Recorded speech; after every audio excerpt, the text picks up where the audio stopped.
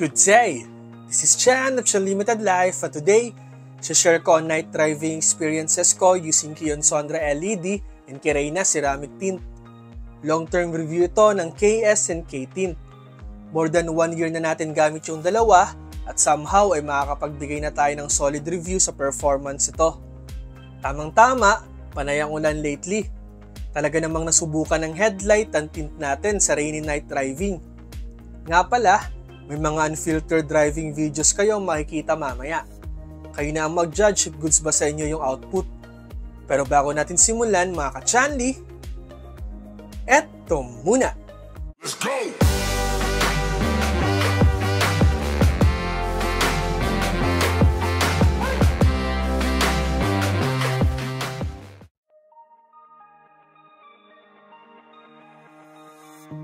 July 2022, nag-upgrade tayo ng Kion Sondra LED para sa low beam headlight ng Honda City.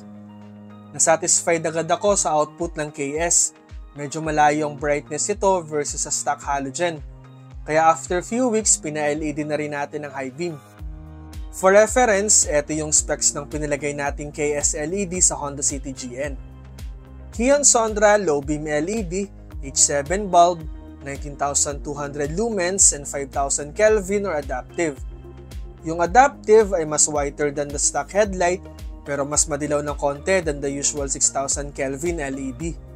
Kaya goods pa rin ang buga nito sa moderate rain. Kion Sondra High Beam LED, HB3 bulb, 19,200 lumens and 6,000 Kelvin or daylight white. Yung daylight white naman ay yung usual white color ng LED light sa market. Bagay na bagay itong gamitin sa high beam. Sobrang solid din ang buga at layo ng abot ng liwanag. Yun nga palang type ng bulb ay depende sa model ng kotse. Meron kasing car model na isa lang ang low at high beam. Meron ding surface mount o built-in ng LED kaya hindi pwedeng palitan. So check nyo muna yung car manual para tama ang bulb type na mabili at mapa-install. Kung may plano kayong bumili ng LED bulb, my advice is you have to see the actual light output first. Huwag masyadong magpaniwala sa specs and photos or videos na nakapost online, especially yung mga di masyadong kilalang brands. Hawakan nyo yung LED bulb, damahin nyo yung quality, i-check yung materials ng heatsink o fan, and don't forget to ask questions. Importante yan. Ask them also to demonstrate. Dapat masatisfied ang mga mata nyo sa liwanag. Huwag nyo rin kalimutang i-consider ang shade ng tint ng kotse. Baka kasi super dark ang tint nyo. Sa araw, during installation, it may look okay. Pero baka pag gabi na ay hirap ka na. Lalo na kung hindi 2020 ang vision mo. You may need to choose an LED na mas higher lumens. Tas make sure na tama ang alignment ng ilaw ha. Di pwedeng bara-barang installation. Kasi baka masilaw yung mga kasulubong natin, ayaw natin makadisgrasya. Usually, yung low beam lang naman ang ina-align para di makabulag sa iba. Also, hindi porket white ang color ng LED light ay mas maliwanag na ito kaysa yellowish light. Remember this mga ka-chanli.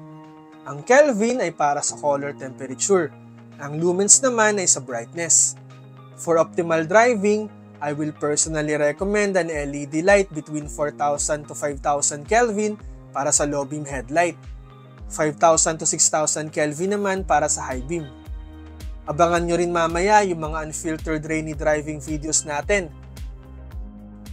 What I like sa Kion Sondra LED. Kelvin options. 4 na color temperature choices ang meron sa Kion Sondra. 3,000, 4,300, 5,000, and 6,000 Kelvin. Versus sa usual 3,000 and 6,000 Kelvin ng ibang brands.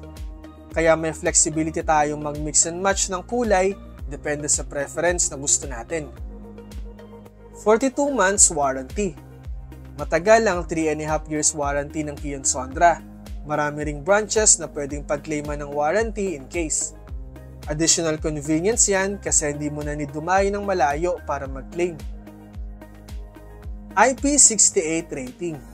Hindi ka kakabahan sa car wash in case mabasa ito ng tubig. Ganun din pag sobrang lakas ng ulan. Headlight aligner, hindi tansya-tansya ang pag-align sa KS, kaya garantisadong walang silaw ang kasalubong. Before we continue, Kung may tanong kayo about Kion Sondra LED and Kireyna Ceramic Tint, pakipost lang sa comment section ng video na to ha.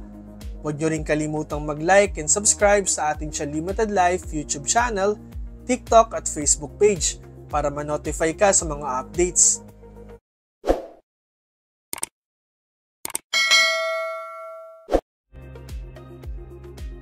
October 2020, ordinary tint na visor cut ang in-install ng Honda kay Raven. Kapag araw, kita ang tao at iba pang laman ng kotse sa labas. Medyo security concern ito for me. Ramdam na ramdam ko rin ng init kasi ordinary tint lang ito tas hindi pa wrap around. Can't imagine na tiniis ko to for 8 months kasi nasasayangan ako. June 2021, pinapalitan ko ng brand A ceramic tint ang kotse. Okay naman siya sa simula, satisfied ako sa privacy kasi super dark o manyak tint ang pinilagay ko. Medyo hirap sa gabi, pero nasanay rin ako ng tumagal. Pero nang magtag-ulan na, ayun, yari ako. Halos wala na akong makita sa unahan at side mirror. Nung time na yon, nakastock halogen headlight pa si Raven. Imagine, super dark tint and halogen light combo plus heavy rain sa gabi. Sobrang dilim talaga. September 2022, nag-decide ako na magpalagay ng tint for the third time. This time, Kireyna Ceramic Tint naman ang brand. Base yan sa recommendation ng ilan nating ka-car group. Kinorek ko na yung tint shade o VLT base sa preference ko. Clear tint is not for me. I value privacy at the same time, mas gusto ko na clear ang night visibility for safety kasi malabo ang mga mata ko. Kaya banalansi ko ang privacy at safety. From super dark shade to medium dark. Ayun, very noticeable ang difference. Ito nga pala yung shade ng pinalagay kong tint. Yung sa front na medium dark shade ay sakto lang for me sa gabi. Less glare din ang ilaw ng mga kasalubong at mas detailed ang night view dahil sa tint. At the same time, clear ang view sa loob. Mas kita ko na rin ang gilid pag lumiliko ako. Nung simula, medyo uncomfortable tumingin sa rear view mirror kapag naka-LED ang kotse sa likod. Pero sa katagalan, nasanay din ako. Better siguro kung mas darker ang tint shade sa likod. What I like sa Kireyna Ceramic Tint? Just the right amount of privacy. Pag may araw, aninag na may tao sa loob pero di masyadong recognizable ang mukha. Paggabi naman, mas mahirap makita ang loob which is great. Night driving visibility. Dahil medium dark shade, mas maliwanag ang view sa windshield at sa side mirror. Laking tulong yan sa pagliko at pagpark sa madidilim na area. Sana nga noon pa. Cooler temperature. Dahil ceramic tint si Kireyna, mas matagal uminit pag nabilad sa araw ang kotse. Mas mabilis na rin lumamig ang aircon. Maganda ang pagkakat ng tint para sa RFID sticker. At the same time, walang major problem sa pag-read ng RFID sticker since September 2022.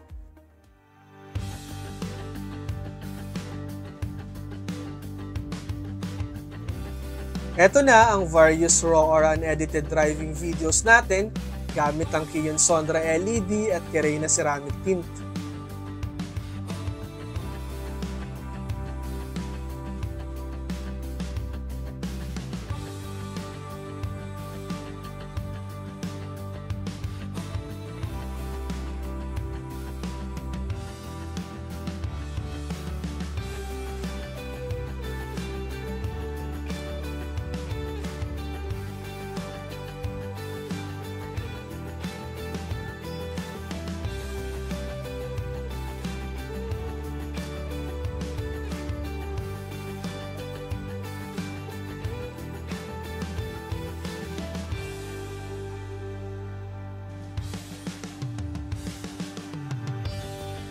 Visibility is king, lalo na pag gabi at umuulan. We need a bright headlight and a clear windshield to make our drive safer and easier. Yan nga ang pinrovide ng Kion Sondra LED and Kireyna Ceramic Tint. Kita naman sa unedited video, di ba?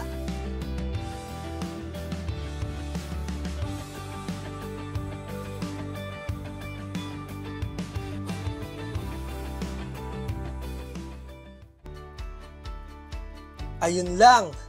I hope na nakatulong itong video na to. Thank you for watching this vlog. Don't forget to like and subscribe to my YouTube channel, Chalimited Life, and follow my other social media accounts for more related content.